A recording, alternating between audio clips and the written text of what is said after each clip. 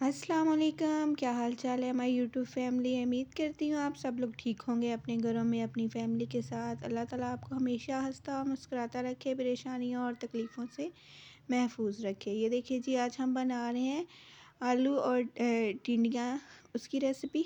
ठीक है, टिंडियाँ भी इन्हें बोलते हैं, चपनियाँ भी बोलते हैं। हम इधर पंजाब में जो है वो चपनियाँ ही कहते हैं इनको। ठीक है, तो ये बहुत मज़ेदार बनती हैं। आज का ये बहुत फ्रेश आई हुई हैं, बहुत मज़े का सालन इनका तैयार होता है। एक दफ़ा ज़रूर ट्राई कीजिएगा। इसके लिए मैंने ली हैं 1 किलो की जितनी चपनियाँ ली हैं और आधा किलो आलू है। उसके बाद जो मैंने चीज़ें ली हैं वो 5-7 हरी मिर्चें हैं, 2 टमाटर हैं मीडियम साइज़ के, और मीडियम साइज़ के 2 प्याज हैं, और एक बल्ब जो है लहसुन का वो लिया है मैंने। ठीक है, ये देखिए जी, एक बड़ा प्याज था और एक छोटा सा स्मॉल प्याज। इसका मैं मसाला सा रेडी करूँगी। बहुत मज़ेदार सा ये सालन तैयार हो जाता है, एक दफ़ा ज़रूर ट्राई कीजिएगा।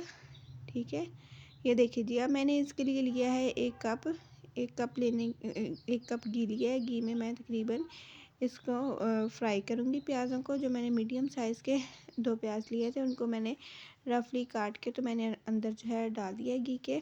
घी ज़्यादा गर्म नहीं होने दिया, दरमियाना ही गर्म था, तो मैंने उसके अंदर प्याज ऐड कर दिए। प्याज थोड़े से फ्राई करूँगी, ब्राउन करूँगी। उसके बाद इसके अंदर मैं डाल दूँगी टमाटर, लहसुन, अदरक और हरी मिर्चों का पेस्ट।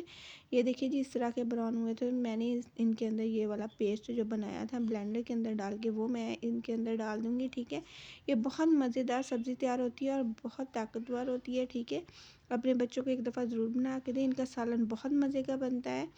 ठीक है, ये देखिए जी, इनको मैं अच्छी तरह से फ्राई करूँगी, लहसुन, अदरक और टमाटर को। ठीक है, सही है। अब इसके अंदर मैं 1 खाने का चम्मच पिसी हुई लाल मिर्च डालूँगी, आधा खाने का चम्मच हल्दी डालूँगी, आधा खाने का चम्मच ही मैंने तकरीबन डाला है सूखा धनिया, और ज़ीरा 1 खाने का चम्मच डालूँगी। नमक इस्तेमाल किया है मैंने 1.5 खाने का चम्मच। अब इनको अच्छी तरह से फ्राई करूँगी ताकि मसालों का जो कच्चापन है वो अच्छी तरह से ख़त्म हो जाए। ठीक है, और लहसुन अदरक भी अच्छी तरह से गल जाए और प्याज का भी एक मसाला सा तैयार हो जाए। ठीक है, जब ये मसाला सा रेडी हो जाएगा बाद में इसमें मैं डाल दूँगी धो के अच्छी तरह से आलू और टिंडियाँ। मैंने पहले भी धोए हैं और काटने के बाद भी मैंने धो के डाले हैं। ठीक है, ये देखिए जी, बहुत फ्रेश थी, इतनी सब्ज़ कलर की थी ना, बहुत अच्छी आई हुई थी ये चटनियाँ जो थी। ठीक है, मेरा नहीं ख्याल कि यूट्यूब में पहले आपने कभी इसकी रेसिपी देखी होगी। एक दफ़ा ज़रूर ट्राई कीजिएगा, ये बहुत मज़े का सालन तैयार होता है इसका।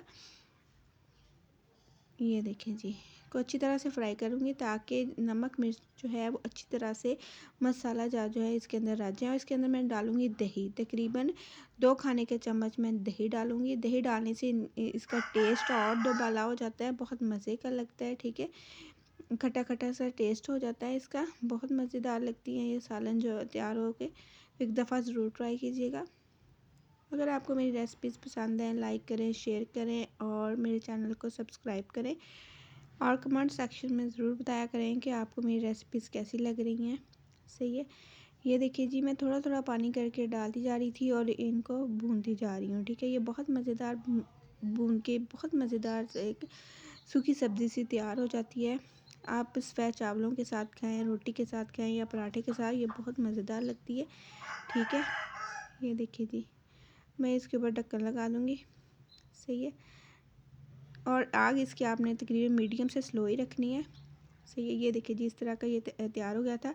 टिंडियाँ भी अच्छी तरह से गल गई हैं और आलू भी गल गए हैं। तकरीबन 3-4 मिनट में ही गल जाने वाली ये सब्ज़ी है, बहुत अच्छी और मज़ेदार सी बन जाती है।